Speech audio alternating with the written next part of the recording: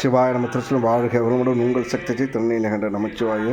இன்றைக்கி அச்சய திருதிங்க, மகாலட்சுமி நம்ம வீட்டுக்கு வர்றோம்னு சொல்லி அச்சய திருதிக்கு நகை வாங்கிட்டுருக்கோம். இது எந்த அளவுக்கு சாத்தியமான விஷயம்னு எனக்கு தெரியல. நகை வாங்கினா லக்ஷ்மி வீட்டுக்கு வருவான்னு நினைக்கிறது சரியான விஷயம். ஆனால் அதோட சிறப்பான விஷயம் நம்ம செய்யும்போது மகாலட்சுமி நம்ம கூடவே இருப்பாங்கன்னு புரிஞ்சிக்க மாட்டோங்க. முடியாதவங்களுக்கு உதவும் போது பல ஆலயங்களில் விளக்கு கூட ஏற்றுறதுக்கு வசதி இல்லாத இருக்கிற ஆலயங்களுக்கு எண்ணெய் வாங்கி கொடுக்கலாம். நிறைய முதியோர்கள் இருக்காங்க, நம்ம பெற்றவங்களை கவனிச்சிக்கலாம். இன்னும் மற்ற தவிக்கக்கூடிய நல்லுள்ளங்கள் நிறைய பேர் இருக்காங்க. அவங்களுக்கெல்லாம் தான தர்மங்கள் புண்ணியங்கள் செய்யும்போது மகாலட்சுமி நம்ம கூடவே காலம் ஃபுல்லாக வாழ்க்கை ஃபுல்லாக பயணிப்பாங்கன்றதை மறந்து போயிட்டு இன்றைக்கி ஒரு நாள் மட்டும் நகை வாங்கிட்டா மகாலட்சுமி நம்ம வீட்டுக்கு வந்துடுவாங்க நினைக்கிறது எந்த அளவுக்கு சாத்தியம்னு எனக்கு தெரியலைங்க.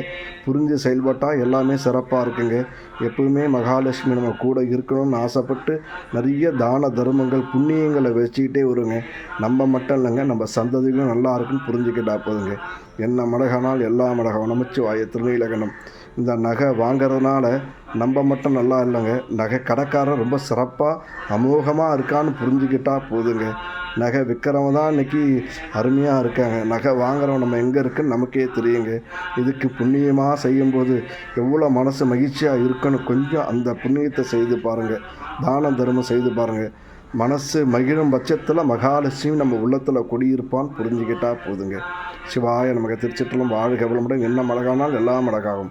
உங்கள் சக்தி ஜெய் ஆச்சாரி நமச்சிவாய.